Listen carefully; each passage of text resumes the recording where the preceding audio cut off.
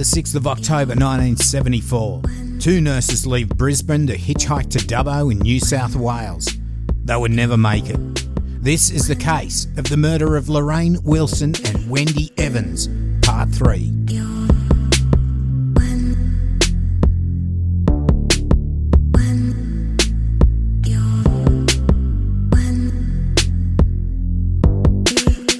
Hi, I'm your host Cambo. Grab a beer and pull up a deck chair. This is True Crime Island, another true crime podcast.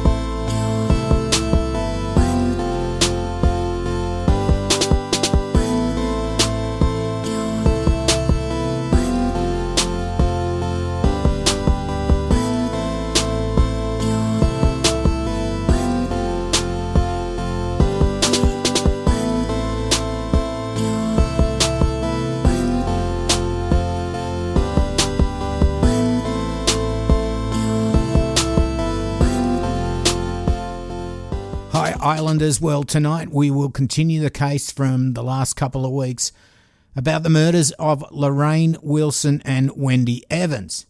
Before we'll get into it, I'll just do a brief recap of last week's episode, and if you haven't yet listened to part 1 and part 2, please pause this and start with them.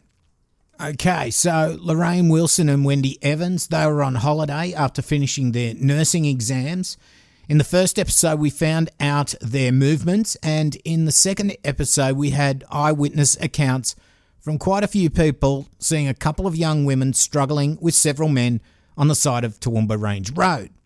The women would be identified as Lorraine and Wendy, and the men, or at least one of the men, was positively identified as Wayne Boogie Hilton. Tonight, we'll go over what happened later that afternoon and into the night, and finish off with the coroner's findings.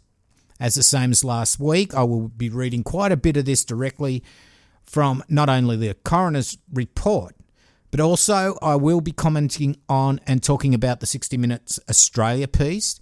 Now that was called Mystery at Murphy's Creek. Another resource I have read is Eric Wilson, who's Lorraine's brother, his book Echo of Silent Screams, which you can get on Amazon Kindle. He's also got another book, The Ricochet of Echoes. Now that delves into what happened around the coroner's inquest. Okay, so several people have seen Lorraine and Wendy struggling on the side of the road. This is October the 6th, 1974. Now no one stops to assist, and out of those that may have made a report to police, those reports were either dismissed or not investigated properly. In fact, police said that as they'd had no reports from the women involved, then they didn't worry about looking into the matter any further. Now, that's fine if those women were roughed up and then reported the attack back to the police. But if they've not survived the attack, then it's a bit hard for them to go to the police. Now, this is just one of the frustrations that the families and friends of the young women have had over the years. Now, some people only came forward decades after the fact as they just didn't want to get involved. Now, we're talking about nearly a dozen people witnessing the distress Lorraine and Wendy were in. It started at Norma's house when Lorraine banged on her laundry door for assistance, then ran off to help Wendy, through to the sightings on the side of Toowoomba Range Road. Now, Detective Rouge, who was investigating the cold case, he thought that the car was on the side of the road. This is when people are driving past seeing all this commotion. He thought it was on the side of the road because something happened while they were driving. Now, it looks like Lorraine was in the front seat and Wendy in the back. Boogie Hilton may or may not have been driving, but another one, at least one of his group, was in the back. Lorraine may have tried to grab the steering wheel to crash the car. She probably knew at that point they were in dire trouble and they had to try anything to sort of get away or just cause more commotion to try and stop what was going on. It looks like that after struggling on the side of the road and trying to escape, Lorraine and Wendy were forced back into the car. At this stage, they may have been tied up with cord, and then along with at least one other car, they proceeded to a clearing they often used at Murphy's Creek. Now, often used as in probably went out there to do similar things every weekend, a party place out in the bush. Okay, now the following's going to get a little bit gruesome, but if you have come this far, maybe you'll be all right to listen in. So just beware. So once Lorraine and Wendy were back in the cars, the group at this stage, and it consisted of 2 cars, well, they headed for the Murphy's Creek area. After driving off the main road and following several tracks, the group got out of the cars. At this stage, it's certain that Lorraine and Wendy were bound, most probably hogtied. They were dragged out of the car and they lay on the ground helpless. This would be the start of the, and I'm doing this in air quotes, party, and it looks like several others would drive there and join them that night, including Alan Shorty Laurie, Alan Ungie Laurie, Larry Charles, James or Jimmy O'Neill, Donnie Laurie, and Wayne Boogie Hilton. Anyone who turned up at Murphy's Creeks that night would see the 2 young women bound on the ground. But it looks like this was the norm with this gang rather than the exception, and so nothing was done to help them. One of the 6 main suspects, Larry Charles, would confess to Desmond Edmondson 2 years after the murder of the girls. Now, Larry Charles is related by marriage to the Hilton family. Here's what Desmond had to say at the inquest. Desmond claimed that in the late 1970s he was travelling with Larry Charles and they stayed at a caravan park at Rockhampton. He claimed during this stay Larry was upset and told him it was a result of it being 2 years since them girls got killed at Murphy's Creek. Desmond claimed Larry told him that Boogie Hilton, Shorty Laurie, Jimmy O'Neill and Donnie Laurie picked up the 2 girls and took them into the bush near Murphy's Creek to party. He says the girls had sex with Boogie and Shorty, but refused to have sex with the 2 other men. He said as a result, Boogie assaulted one of the girls and then invited one of those who'd been refused sex to do so. He claimed the other girl ran away into the bush screaming and Boogie and Shorty chased after the girl. He claimed Larry said Jimmy and Donnie threw the other girl into the car and drove around looking for the second girl. They found her and went back to where they'd been partying at Murphy's Creek. He claimed soon after Ungie Laurie and Des Hilton, they arrived with a number of other men. He says Larry said they all took turns raping and bashing the 2 girls. Desmond claims Larry said the girls were tied up against a tree and were unconscious when Boogie Hilton and Donnie Laurie walked up and wailed into them with sticks. He claims Larry told him they all then made a pact that if any one of them disclosed what had occurred, the others involved had the right to kill the one who'd done so. Desmond claimed about 15 years ago, probably around 1998, Larry Charles rang him and told him he'd told a priest about what had happened, and then he claimed the next day Larry Charles committed suicide. So you can imagine how totally petrified with fear Lorraine and Wendy would have been. The part where he said they had sex with Boogie but refused to have sex with the 2 other men, now for not 1 minute, I would think they would have wanted to have sex with this Boogie creature. More likely, they gave up the struggle from fear and hoped if they did what he wanted, they'd be let go. I don't know, but once they saw that others were going to rape them as well, they probably then again tried resisting. So there's another account from Walter Laurie. That's the brother of Alan Shorty Laurie and the nephew of Alan Ungie Laurie. Wayne Boogie Hilton is his cousin. Now, he was only 10 years old at the time. Now, Walter Laurie claimed that when he was about 10, he was taken by his mother and father into the bush near Murphy's Creek. He claims they drove to a bush track and stopped. It was in the night time. He claimed his father and uncle walked through a fence into the scrub while his mother stayed in the car. He claimed in the bush they met up with Alan Shorty Laurie, Alan Ungie Laurie, Wayne Boogie Hilton, Donnie Laurie, Larry Charles, Jimmy O'Neill, Kingsley Hunt and Willie Baker. He said while they were there, Artie Laurie and some other people also arrived in Artie's car. He also saw Shorty Laurie's blue EH Holden and Ungie Laurie's green HR Holden there. Walter claims in the clearing, 2 girls were laying on their backs on the ground about 3 feet apart. They were semi-naked.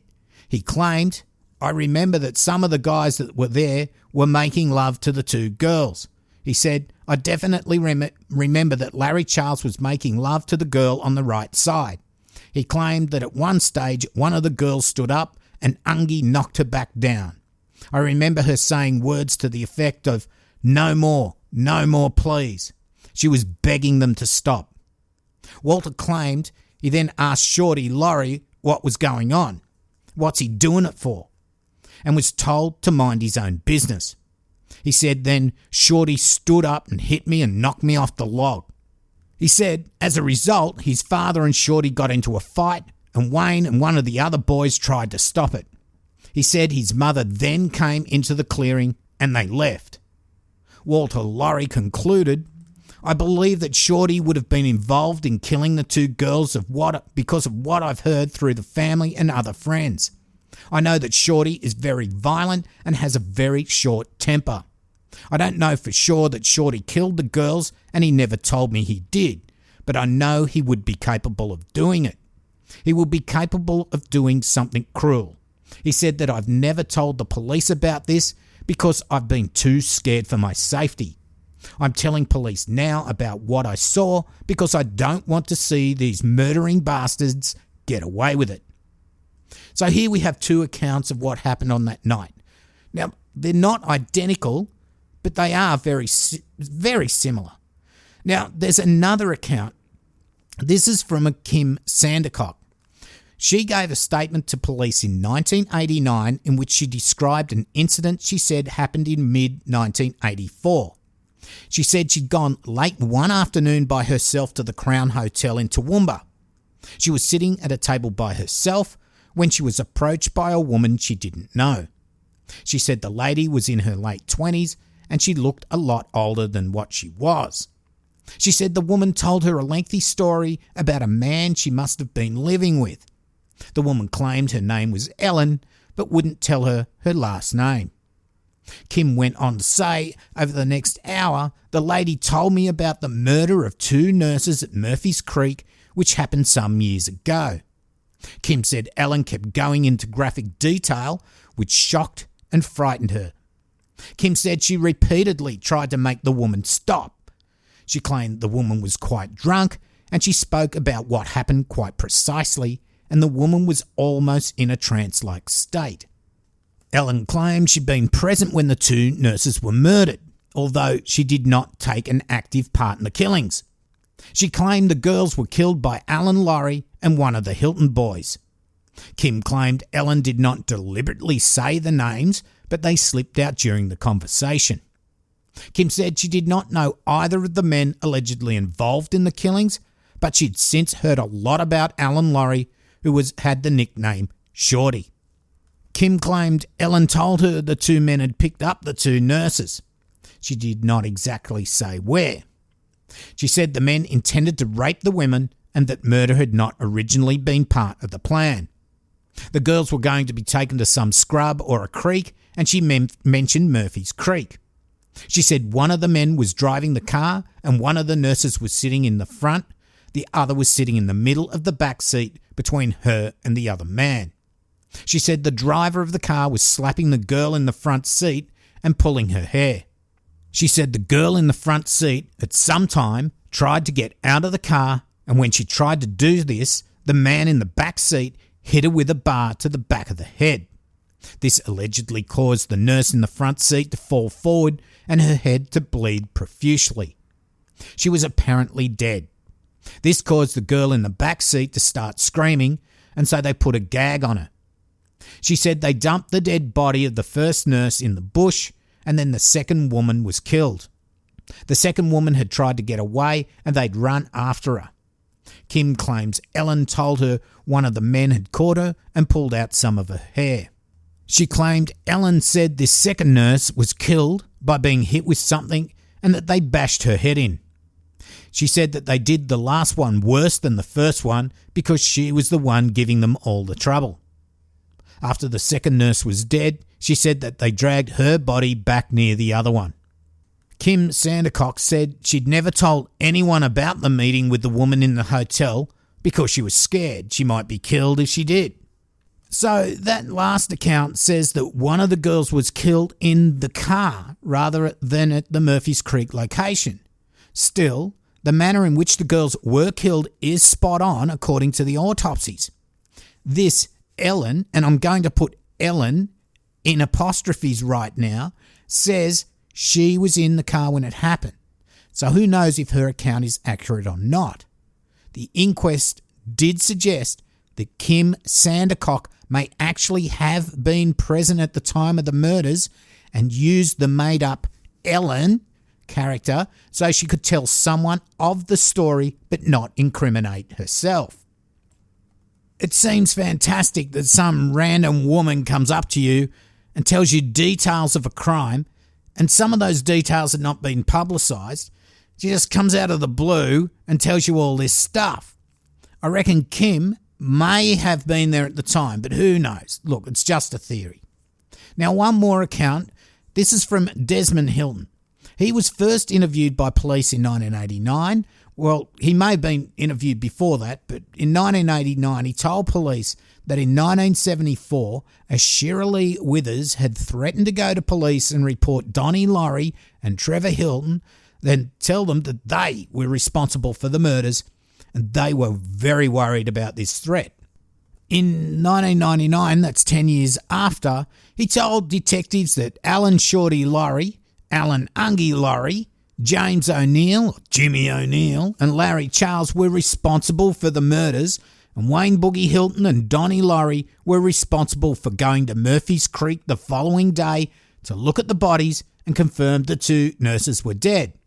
He said the morning after the murders, Alan Shorty Laurie, Alan Ungie Laurie, Larry Charles and Jimmy O'Neill arrived at Donnie Laurie's flat in Evelyn Laurie's Green E.H. Holden.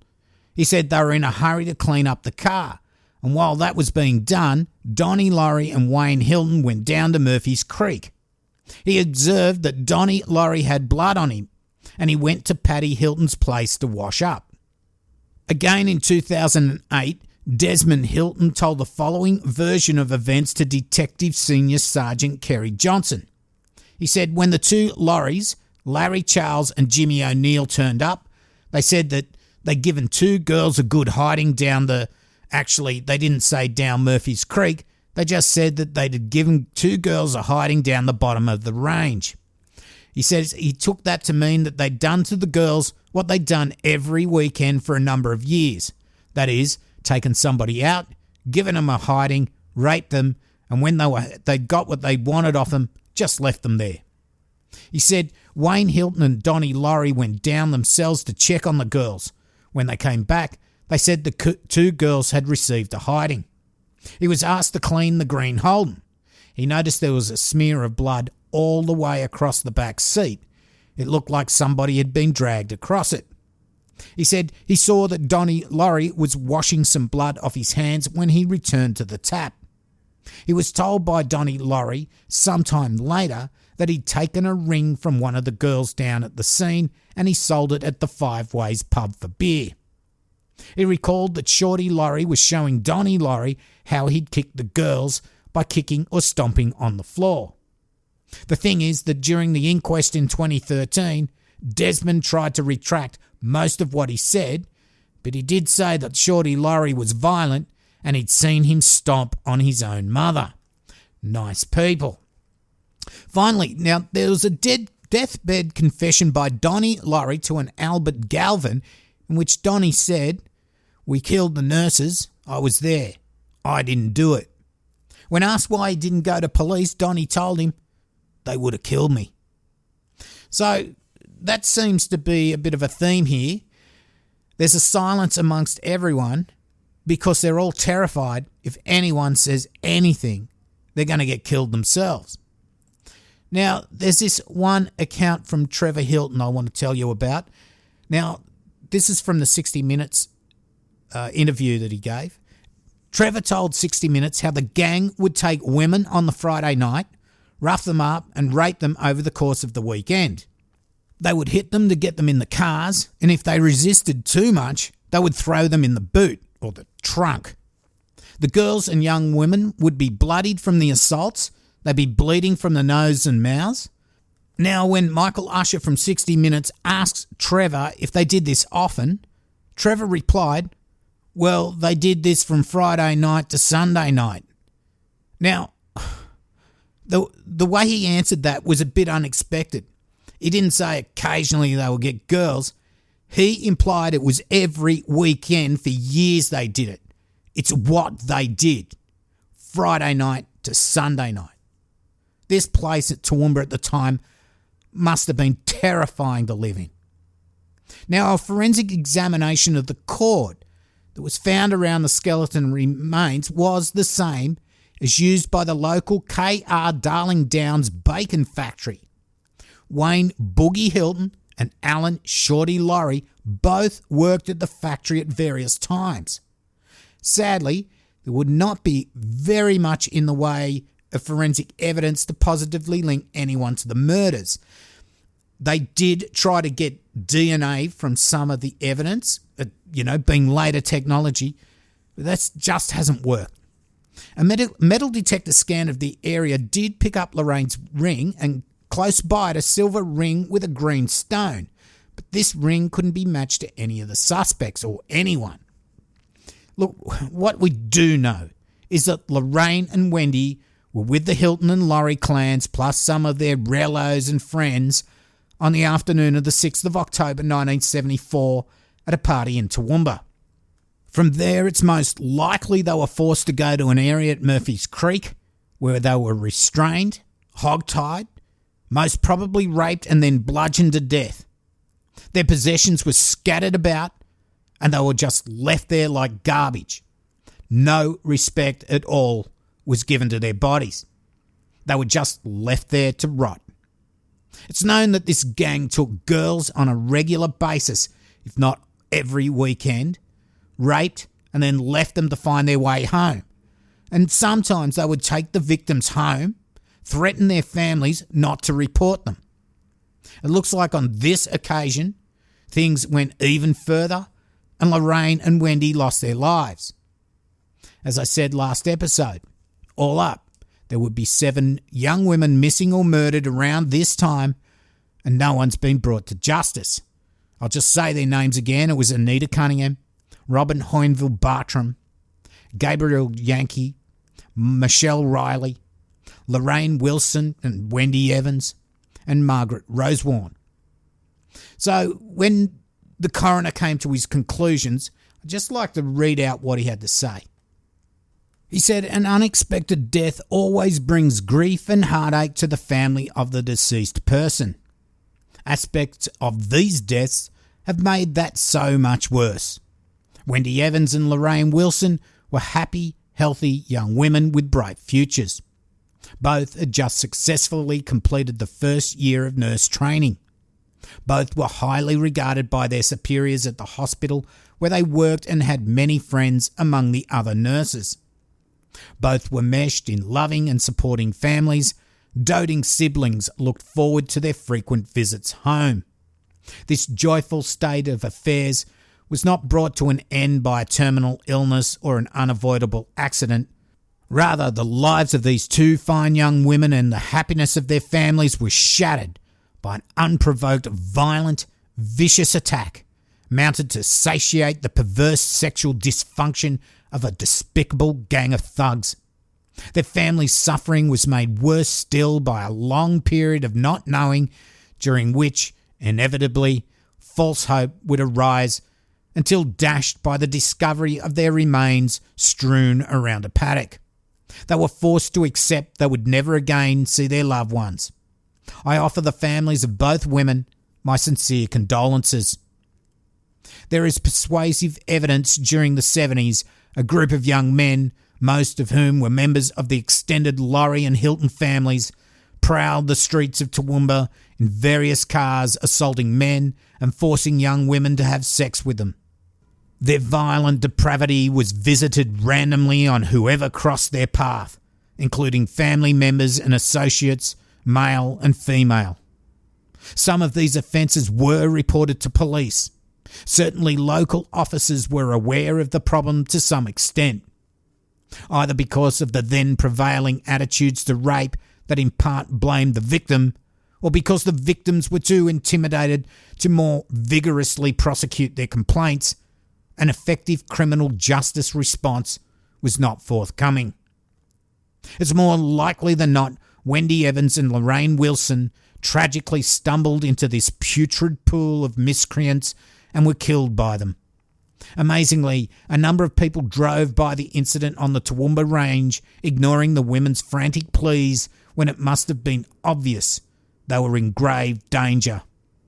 With the failure of any of those people to even attempt to intervene went the girls' last chance of survival. Undoubtedly, they were abducted and killed by more than one person, but the identity of those responsible cannot now be established with sufficient certainty, with one exception, namely Wayne Robert Hilton.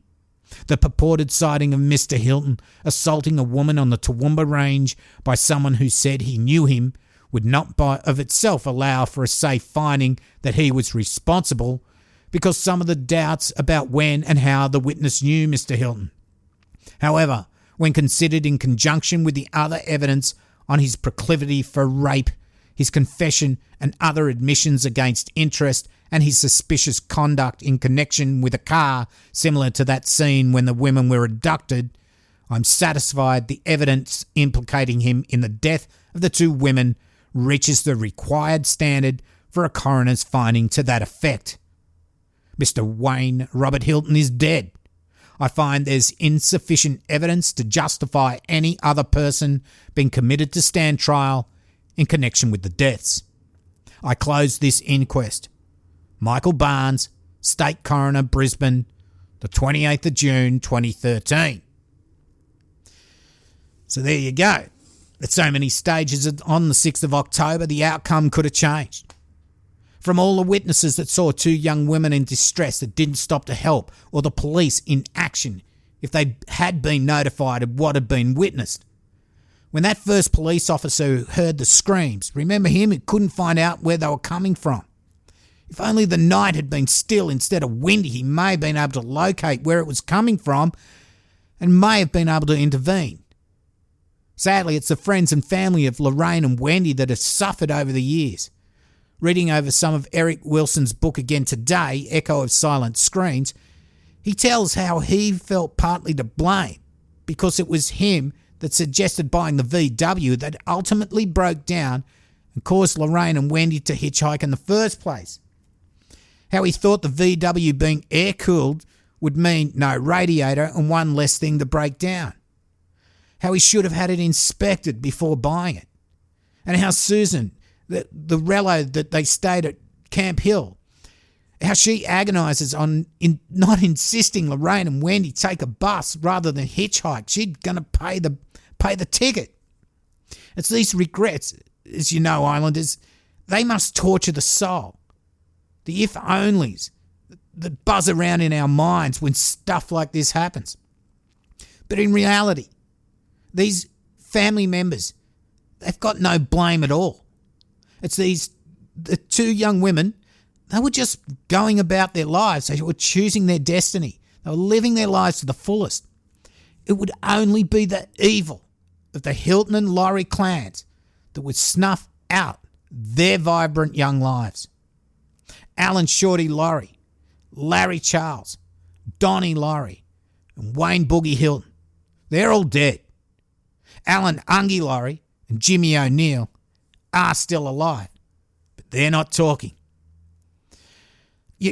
As you can imagine, they're not about to confess and end up inside. It's just too late to do anything about the others, especially Wayne Boogie Hilton. As I said last week, if you have any relevant information in regards to any of these cases, that is the Anita Cunningham, Robin Hoynville Bartram, Gabriel Yankee, Michelle Riley, of course Lorraine and Wendy, or even Margaret Rosewarne case. Call Crime Stoppers on crimestopper.com.au.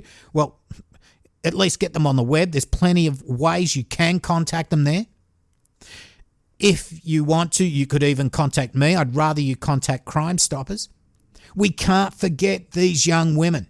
We need to try and find justice if that is all possible so many years after the event. And we see it can be done. People also share all these 3 episodes. The families don't want these cases to be forgotten. Now, I will be bringing you the other cases around this in the future. I am waiting on certain information before I can do that. It is believed they could all be linked. That's why anyone who has any information needs to come forward to police. Okay, that's about all for this tragic case tonight. We may have more in the future on this. I think I've covered most of the aspects tonight.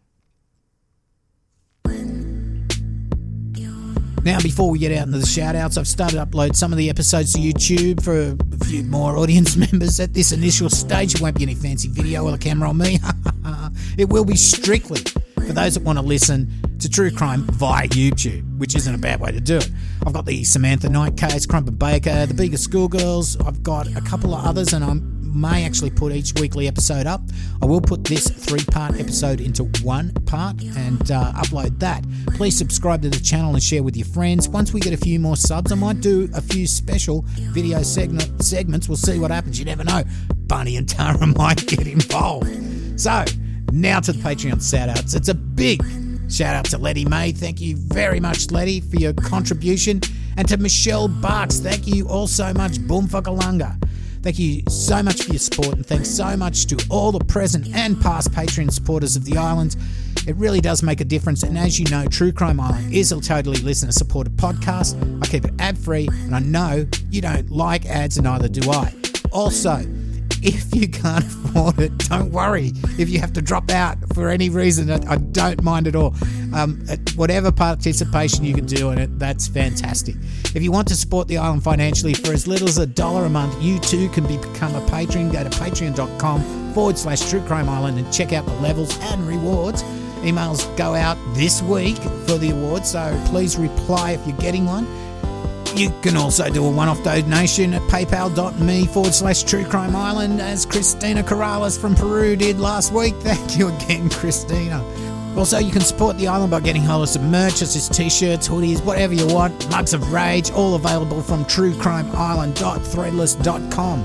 Remember, listeners, please don't order the black mugs. They don't work. I do have keychains, lapel pins and stickers which you need to contact me directly for. This can be done by emailing me, cambo@truecrimeisland.com. That's also the best way to contact me personally for anything else, such as case requests or just to say boomfuckalunga. Now, you don't have to spend money to support the island. You can also rate, review and tell your friends, family and workmates about the island. If they don't know how to tune in, show them, because there's so many other podcasts in there. If you think I swear a bit too much or my voice is no good, whatever, you might find one of my podcasts I've promoted might fit you perfectly. So there's plenty of things out there to listen. Search for True Crime Island on Facebook, Twitter and Instagram, and join the closed group on Facebook if you want.